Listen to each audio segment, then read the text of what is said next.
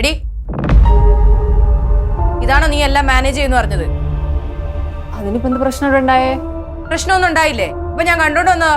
ചേച്ചി ആണുങ്ങളാവുമ്പോ പെൺകുട്ടികളുടെ പുറകെ നടന്നൊക്കെ വരും. അത് നടന്നോട്ടെ, ഇത് അതുപോലല്ല. അവൻ നിന്നോട് പെരുമാറുന്നൊക്കെ കാണുമ്പോ ഇതങ്ങനെ വെറുതെ നടക്കുന്നതായിട്ട് എനിക്ക് തോന്നുന്നില്ല. അതെനിക്കും തോന്നുന്നില്ല. അവൻ സീരിയസ് ആണെന്നാ തോന്നണേ. എടി, ഇതെങ്ങനെ മായമേ അറിഞ്ഞാലുണ്ടല്ലോ. ഇതൊക്കെ ആ മായം അറിഞ്ഞപ്പോഴാ അന്ന് അവൻ വന്ന് കുറെ ഷോ ഇറക്കിയിട്ട് പോയത്. എന്നിട്ട് അതൊക്കെ അവൻ വന്ന് എന്നോടും പറഞ്ഞു. എടി, ഈ വീട്ടിൽ എന്തൊക്കെയാ അടി നടക്കുന്നത്? ഞാൻ മാത്രം ഇതൊക്കെ അറിയാതുള്ളൂ. ചേച്ചി വെറുതെ ആവശ്യമില്ലാത്ത ടെൻഷനൊന്നും എടുത്ത് വെക്കണ്ട. ഞാൻ കാരണം ഇവിടെ ഒരു പ്രശ്നം ഉണ്ടാവില്ല. അതിപ്പോ നീ ഉണ്ടാക്കിയില്ലേലും അവൻ ആ പ്രശ്നം ഉണ്ടാക്കുന്നെങ്കിലും എല്ലാം കറങ്ങി തിരിഞ്ഞ് നിന്റെ തല തന്നെ വരില്ലേ? എന്റെ വായിൽ നാക്കല്ലേ കിടക്കണേ? ഞാനും വാ തുറന്ന് കാര്യം പറയും. എന്നാലും എനിക്ക് എന്തൊരു ഞാനിപ്പോ ഇവിടുന്ന് പോണെന്നാണെങ്കിൽ ഞാൻ പോയിക്കോളാം. അതല്ലേ നല്ലത്? ചേച്ചി ആണുങ്ങൾ പുറകെ കിടക്കുന്നു പറഞ്ഞ് പെണ്ണുങ്ങൾ ഓടാൻ തുടങ്ങി കഴിഞ്ഞാൽ പിന്നെ അതിന് നേരം കാണും. അതൊക്കെ അതിന്റെ വഴിക്ക് വിട്ടേക്ക് ചേച്ചി.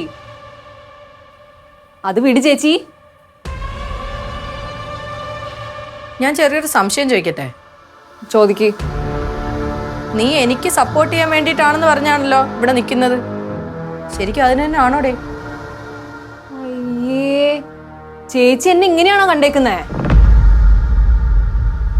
ഞാനിവിടെ നിൽക്കുന്നേ എന്റെ ചേച്ചിക്ക് വേണ്ടി തന്നെയാ, അല്ലാണ്ട് വേറെ ഒരു ഉദ്ദേശം എനിക്കില്ല.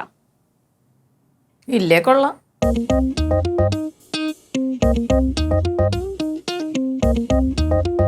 എന്തോ നോക്കുന്നേ? ഇതെനിക്ക് നോക്കാൻ പാടില്ലേ? അങ്ങനെ ഇപ്പൊ നോക്കണ്ട. കൊള്ളാം, സോപ്പിടുന്നൊക്കെ കൊള്ളാം. ഇതോടെ ചിരിക്കുന്നത്? എനിക്ക് ചിരിക്കാനും പാടില്ലേ? നിന്റെ ചിരി കുറച്ച് കൂടുന്നുണ്ടോ എന്നുള്ളതാ എന്റെ സംശയം. നല്ലതും തോന്നും. പ്രായത്തിന്റെ. ആരുടെ പ്രായത്തിന്റെ? ആ,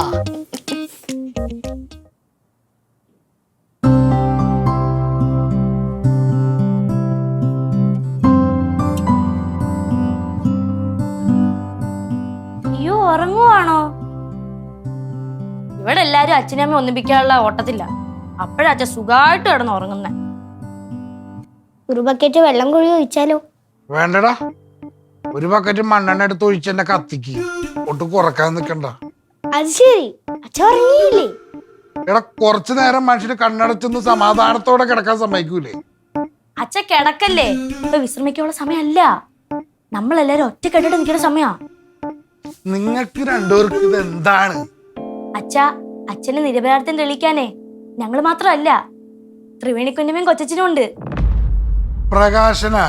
ആണേ, കൊച്ചച്ചായന്റെ ആവശ്യത്തിന് വേണ്ടി പുറത്തു പോയിക്ക. ഓ, എന്നെ ഒറ്റ കൊടുക്കാനായിരിക്കും. ഒറ്റ കൊടുക്കാനോ? ആർക്ക്? അച്ഛൻ എന്തൊക്കെയാ അച്ഛൻ പറയുന്നേ? ഇവിടെ ഇനി പല പല പദ്ധതികളും പ്ലാൻ ചെയ്യും. അതിനെല്ലാത്തിനും അച്ഛൻ കൂടെ നിൽക്കണം. എല്ലാരും കൂടെ പ്ലാൻ ചെയ്ത് അവസാനം ആവണ ഈ വീട്ടിൽ നിന്ന് ഇറങ്ങി പോവോ? അതെന്താ അങ്ങനെ ഒരു ടോക്ക്? അപ്പൊ അച്ഛനും അമ്മയ്ക്ക് കോംപ്രമൈസ് ആവണ്ടേ? എനിക്ക് ആ പ്രതീക്ഷയൊക്കെ പോയടാ. നെഗറ്റീവ് ആവല്ലേ അച്ഛാ, എല്ലാം ഓക്കെ ആവും.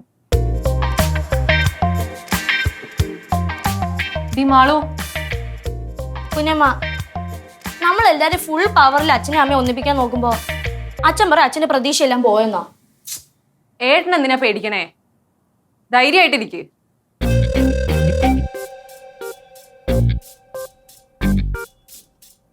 ത്രിവേണി, പിന്നെ എനിക്ക് നിങ്ങൾ പറയുന്നൊന്നും വിശ്വസിക്കേണ്ട കാര്യമില്ല. 10-15 വർഷം എന്റെ ചേച്ചി പറ്റിച്ചോണ്ടിരിക്കല്ലായിരുന്നു നിങ്ങള്. ഇനി നിങ്ങൾ പറയുന്ന വിശ്വസിക്കണ? എന്താടി കാര്യം? ഒന്നുമില്ല ചേച്ചി, ഇതൊക്കെ ഞാൻ ഡിലേ ചെയ്തിട്ടുണ്ട്. നീ വാ. ഇവിടെ ഇത്ര പെട്ടെന്ന് കാര്യം അറിയാ? അച്ഛാ, ഇതൊക്കെ കുഞ്ഞമ്മയുടെ നാടകാ. ഇതൊന്നും കണ്ട അച്ഛൻ ടെൻഷൻ ആവണ്ട. അമ്മയുടെ മുമ്പിൽ ഇനി കുഞ്ഞമ്മ ഷോ ഒക്കെ ഇറക്കും. അതൊന്നും മൈൻഡ് ചെയ്യണ്ട.